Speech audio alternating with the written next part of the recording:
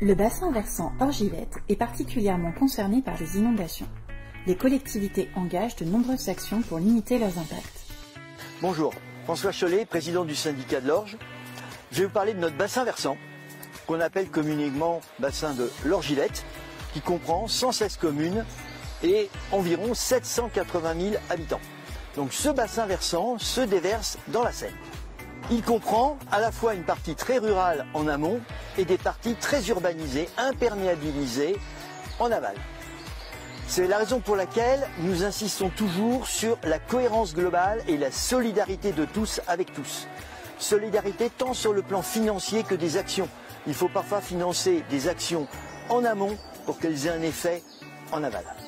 Pour ce faire, nous avons une gouvernance qui couvre l'intégralité du bassin, à peu d'intervenants, le syndicat SIAVI, syndicat sur l'Yvette, le syndicat que je préside sur l'Orge, le PNR, Rambouillet Territoire, qui ont chacun leur particularité, mais nous ne sommes que 4 à travailler très étroitement à travers la commission locale de l'eau. Donc, ce qui est fondamental, c'est d'avoir vraiment cette vision sur tout le bassin versant, parce qu'aucune action locale n'est pas sans avoir un effet global.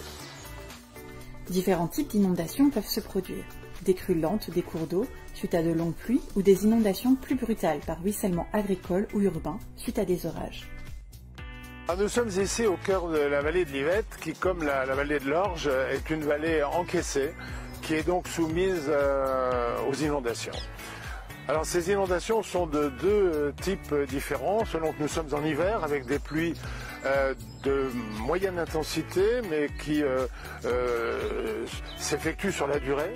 Et puis, de plus en plus, avec maintenant le dérèglement climatique, nous sommes sujets malheureusement à des pluies qui se traduisent par du ruissellement. Du fait aussi de la sécheresse en été, l'imperméabilisation due à l'urbanisme qui donc amène beaucoup de ruissellement dans les vallées que malheureusement les bassins de retenue, nous en avons plus de 10 ici sur le bassin versant de l'Yvette, donc les bassins de retenue ne peuvent contenir donc ce flot qui est déversé donc dans nos vallées. Afin de faire face aux différents risques d'inondation et d'en réduire les impacts, les collectivités gestionnaires des cours d'eau agissent depuis de nombreuses années. À partir de 2019, elles se sont engagées dans une démarche collective. Notre territoire, le bassin versant Orgivette, est très impacté par les inondations, surtout depuis quelques années, ce qui fait que les collectivités, syndicats, agglos, communes s'impliquent fortement pour les prévenir. Ils ont aménagé des bassins pour stocker les eaux de crue, ils améliorent le fonctionnement des rivières, ils alertent la population. Pas que ça. Malgré cela, le risque zéro n'existe pas. Le climat évolue et on ne peut pas construire toujours plus de bassins. On n'a pas la place, on n'a pas les moyens.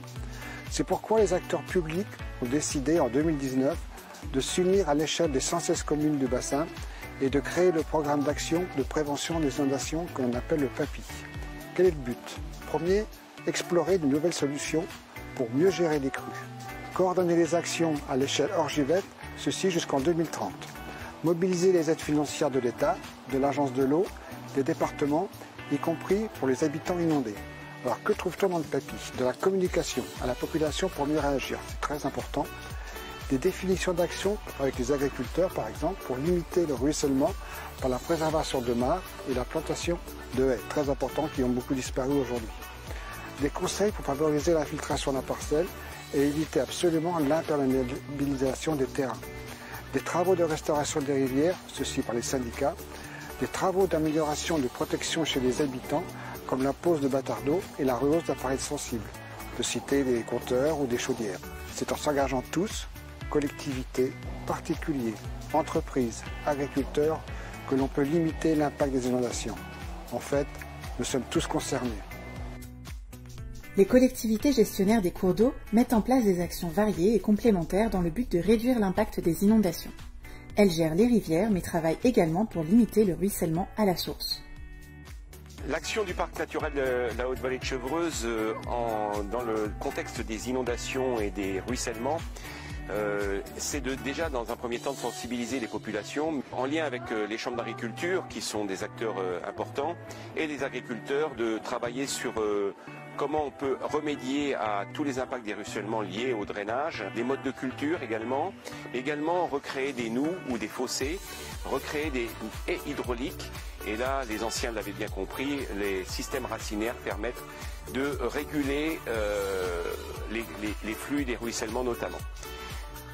Outre cela, une fois qu'on est dans le coteau au bord d'une plaine agricole, il y a également ce qu'on appelle les mouillères ou les redans qui permettent de stocker sur un temps réduit, mais de stocker des eaux qui ne ruisselleront ou qui ne descendront pas les coteaux de manière brutale. Également, une fois arrivé dans la vallée, d'essayer de travailler sur la désartificialisation des sols, et c'est pas anecdotique, tout ce que l'on peut faire sur les parkings, sur les cours d'école, etc. A du sens parce que ça permet d'infiltrer un peu mieux les eaux d'une manière générale. En parallèle des actions mises en place par les collectivités, les particuliers situés en zone inondable peuvent agir pour réduire la vulnérabilité de leur habitation.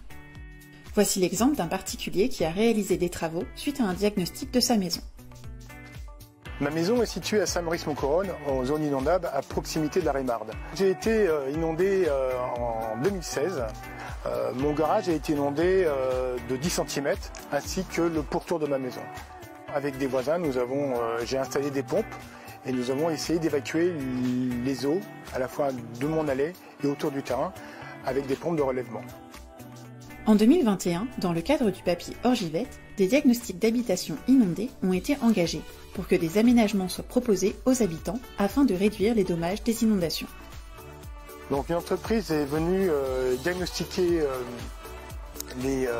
mon habitation avec un représentant du syndicat de l'Orge afin d'évaluer les actions à faire au niveau de mon habitation. Suite à cette visite, cette société m'a remis un diagnostic, un rapport très complet sur les différentes actions à mener et travaux afin de réduire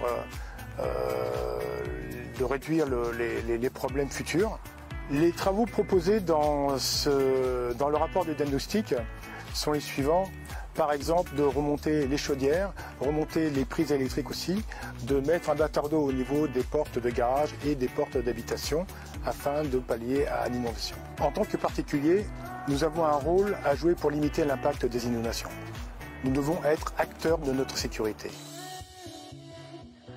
Les rencontres avec les habitants sont également l'occasion de rappeler qu'il faut s'inscrire au système d'alerte des syndicats sur leur site internet et de rappeler les bons comportements à avoir avant, pendant et après une inondation, comme ne pas s'engager ni à pied ni en voiture en zone inondée, couper l'eau, le gaz et l'électricité, se mettre à l'abri à l'étage et rester informé.